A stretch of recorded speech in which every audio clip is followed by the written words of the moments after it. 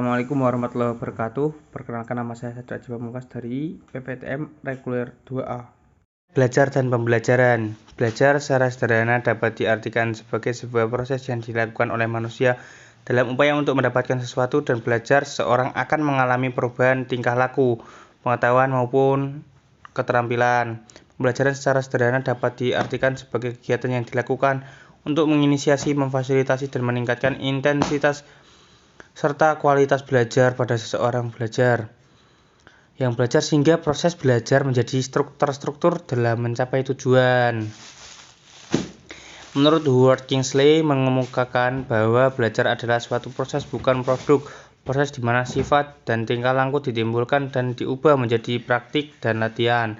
Definisi belajar menurut para ahli yang kedua adalah Fontana mengartikan bahwa belajar adalah suatu proses perubahan yang relatif tetap dalam perilaku individu sebagai hasil dari pengalaman. Behavioristic Introduction. Menurut teori behavioristik, belajar adalah perubahan tingkah laku sebagai akibat adanya interaksi antara stimulus dan respon. Dengan kata lain, belajar merupakan bentuk perubahan yang dialami siswa dalam hal kemampuannya untuk bertingkah laku dengan cara yang baru sebagai hasil interaksi antara stimulus dan respon. Seorang dianggap telah belajar sesuatu jika ia dapat menunjukkan perubahan pada tingkah lakunya. Menurut Thorndike, belajar merupakan proses interaksi antara stimulus dan respon, dan perubahan tingkah laku merupakan akibat kegiatan yang belajar terwujud konkret, yaitu dapat diamati, atau terwujud tidak konkret, yaitu tidak diamati. Teori ini juga disebut sebagai aliran koneksionisme. Menurut Watson, belajar merupakan proses interaksi antara stimulus dan respon. Namun stimulus dan respon yang dimaksud harus berbentuk tingkah laku yang dapat diamati dan dapat diukur. Dalam teori belajar, terutama SMK, uniknya dalam pembelajaran cenderung ke santai, tidak serius, agar pembelajaran dapat masuk ke dalam otak dan menjadikan perubahan perilaku pada individu. Pembelajaran yaitu kooperatif atau cooperative learning merupakan istilah umum untuk sekumpulan strategi pengajaran yang dirancang untuk mendidik kerja sama kelompok dan interaksi antar siswa. Tujuannya untuk pembelajaran kooperatif meliputi 3 pembelajaran, yaitu hasil akademik, penerimaan terhadap keragaman, dan pengembangan keterampilan. Strategi ini berdasarkan teori belajar Vygotsky yang menekankan pada interaksi sosial sebagai sebuah mekanisme untuk mendukung perkembangan kognitif. Selain itu, metode ini didukung oleh teori belajar Information Processing Cognitive Theory of Learning dalam pelaksanaannya. Teori belajar konstruktivisme. Pengertian konstruktivisme didefinisikan sebagai teori pembelajaran yang bersifat generatif, yaitu tindakan mencipta sesuatu makna dari apa yang dipelajari. Konstruktivisme sebenarnya bukan merupakan gagasan yang baru. Apa yang dilalui dalam kehidupan kita selama ini merupakan himpunan dan pembinaan pengalaman demi pengalaman. Ini menyebabkan seorang mempunyai pengetahuan menjadi dinamis. Konstruksi berarti membangun. Konstruktivisme merupakan landasan berpikir. Konstruktivisme adalah sebuah teori yang memberikan kebebasan terhadap manusia yang ingin belajar dan mencari kebutuhannya, dengan kemampuan untuk menemukan keinginan dan kebutuhannya tersebut dengan bantuan fasilitas orang lain.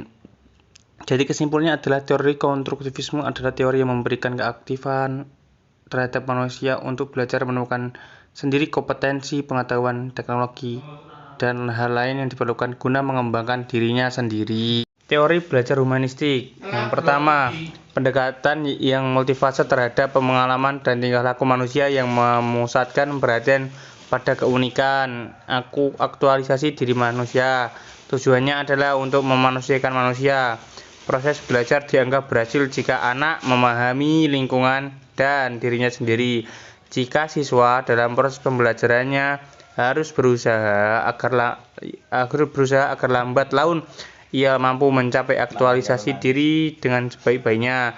Teori belajar ini berusaha memahami perilaku belajar dari sudut pandang pelakunya, bukan dari sudut pandang pengamatnya.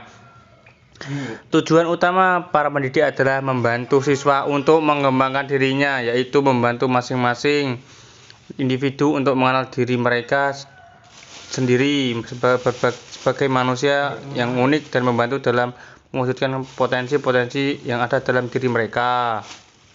Kemudian, kognitif, teori belajar kognitif lebih menekankan pada belajar merupakan suatu proses yang terjadi dalam akal pikiran manusia. Pada dasarnya, belajar adalah suatu proses usaha yang melibatkan aktivitas mental yang terjadi dalam diri manusia sebagai akibat dari proses interaksi aktif dengan lingkungannya untuk memperoleh suatu perubahan dalam bentuk pengetahuan, pemahaman, tingkah laku, keterampilan, dan nilai sikap yang bersifat relatif dan berbekas. Ciri-ciri kognitif mementingkan apa yang ada dalam diri manusia, mementingkan keseluruhan daripada bagian-bagian, mementingkan peranan kognitif, mementingkan kondisi waktu sekarang, mementingkan pembentukan struktur kognitif. Belajar kognitif cirinya khasnya terletak pada belajar memperoleh yang menggunakan bentuk-bentuk representatif yang mewakili objek-objek itu direpresentasikan atau dihadirkan dalam diri seseorang melalui tanggapan atau gagasan lambang yang semuanya merupakan suatu yang bersifat mental. Pembelajaran Darmadi 2017. Model pembelajaran adalah kerangka konseptual yang melukiskan prosedur sistematik dalam mengorganisasikan pengalaman belajar untuk mencapai tujuan belajar tertentu dan berfungsi sebagai pedoman sebagai perancang pembelajaran para guru dan merancang dalam melaksanakan proses belajar mengajar. Dalam memilih model pembelajaran harus berdasarkan pada sifat dan materi yang akan diajarkan. Kita juga harus berdasarkan pada tujuan yang akan dicapai dalam pembelajaran, juga mempertimbangkan kemampuan peserta didik. Model pembelajaran mempunyai makna yang lebih luas jika dibandingkan dengan strategi, metode, dan prosedur pembelajaran. Darmadi 2017-43 pembelajaran memiliki ciri khusus yang tidak dimiliki oleh strategi, metode, dan prosedur pembelajaran rasional, teoritis, logis yang disusun oleh para pencipta atau pengembangnya. Yang kedua, landasan pemikiran tentang apa dan bagaimana siswa belajar, tujuan pembelajaran yang akan dicapai.